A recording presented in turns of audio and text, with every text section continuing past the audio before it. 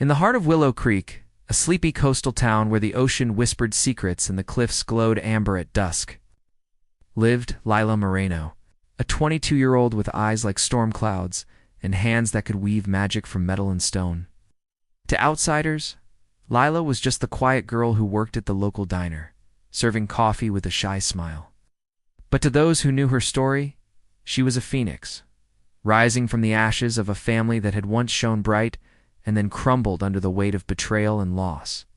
The Morenos had been legends in Willow Creek. Lila's grandfather, Antonio, was a master jeweler whose creations, delicate necklaces, rings that caught the light like stars, adorned the wealthy and the wistful alike.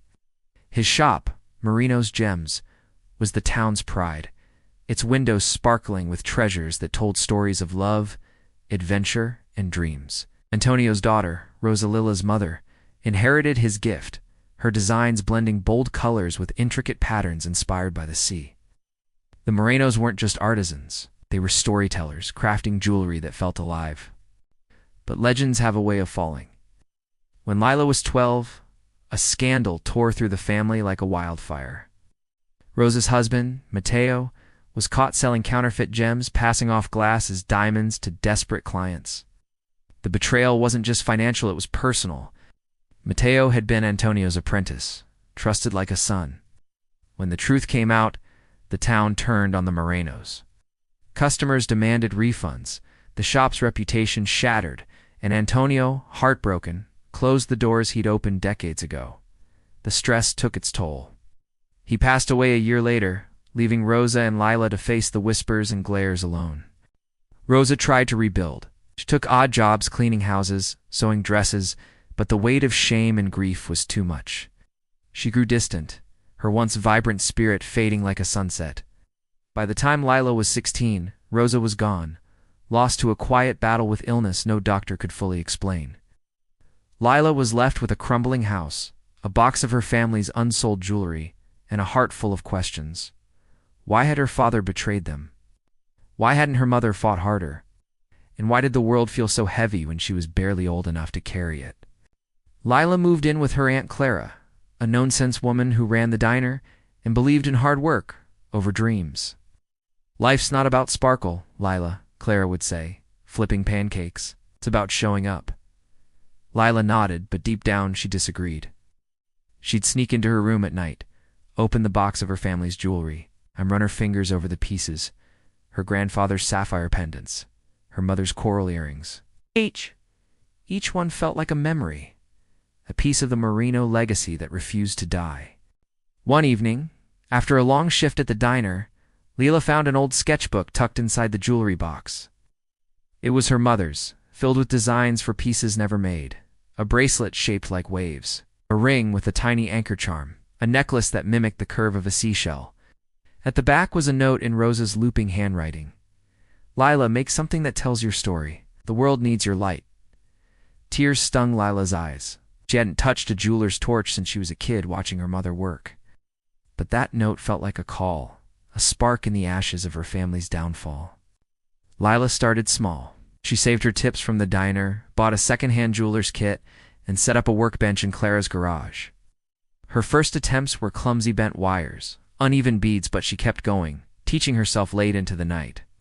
She used materials she could afford, sea glass from the beach, copper wire from the hardware store, shells polished smooth by the tide. Each piece was a rebellion against the past, a way to reclaim the Moreno name. One day, while sketching at the diner during a slow shift, Lila created something new, a pendant shaped like a phoenix.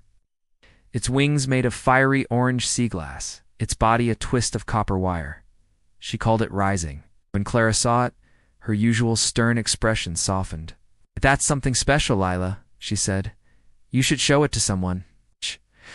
Lila blushed, brushing it off, but Clara wasn't one to let things go. She secretly slipped a pendant to a customer, Mrs. Delaney, who owned a boutique in town. Mrs. Delaney was enchanted. She asked Lila to bring more pieces to her shop, promising to display them. Lila hesitated. Her family's name was still tainted in Willow Creek, but the thought of her mother's note pushed her forward. She brought a dozen pieces, earrings like starfish, rings with tiny pearls, necklaces that shimmered like the ocean at dawn. To her surprise, they sold out in a week. Customers didn't care about the old scandal. They saw beauty, heart, and a story in every piece. Word spread. Tourists visiting Willow Creek started asking for the girl who makes ocean jewelry. Lila's creations began appearing at local markets, then in nearby towns. She named her brand Phoenix Gems, a nod to her family's fall and her own rise. Each piece came with a card explaining its inspiration, grief, hope. The CN customers loved the honesty. A woman bought a phoenix pendant for her sister, who'd survived cancer. A man chose a wave bracelet for his daughter, starting college after a tough childhood. Lila's jewelry wasn't just adornment. It was a way to carry stories, just like her grandfather and mother had done. But success brought ghosts. One afternoon, a man walked into the boutique while Lila was restocking. He was older, his face lined with regret. But Lila knew him instantly. Mateo, her father. She hadn't seen him in 10 years, since he'd left town after the scandal. Her heart raced, torn between anger and curiosity. "Lila," he said softly, "I saw your jewelry in a magazine. I'm proud of you." Lila wanted to scream, to demand why he'd ruined everything. Instead, she stood, frozen, clutching a pair of earrings. Mateo pulled a small box from his pocket and set it on the counter. "This was your mother's last design," he said. "Did all these years. It's yours now." He left before she could respond, the bell above the door jingling in his wake. Inside the box was a necklace, a silver chain with a pendant shaped like a lighthouse. Its beacon, a tiny, flawless pearl. A note in Rose's handwriting read, "For Lila, my guiding light." Lila's knees buckled. She sat on the shop floor sobbing, holding the necklace like it was her mother's hand. For years, she'd blamed her father, the town, even herself. But this necklace and Mateo's return made her see something new. Her family's story wasn't just about downfall. It was about love, mistakes, and the courage to keep creating. Lila wore the lighthouse necklace every day, a reminder of her mother's belief in her. She poured her heart into Phoenix Gems, hiring local teens to help with production and teaching them her craft. She started a community program, donating jewelry to kids who'd lost family members, each piece a symbol of resilience. At markets, she'd share her story, not the polished version, but the messy one, the scandal, the grief, the nights she thought she'd never make it. People listened, not because she was perfect, but because she was real.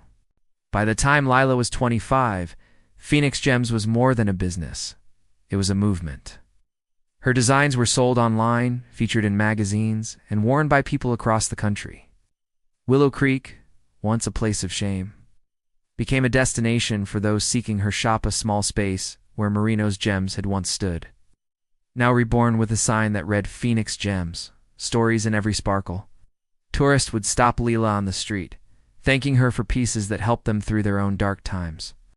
One evening, as the sun dipped below the cliffs, Lila stood on the beach, her toes sinking into the sand. She held a new designer ring with a tiny phoenix carved into driftwood, its wings studded with sea glass.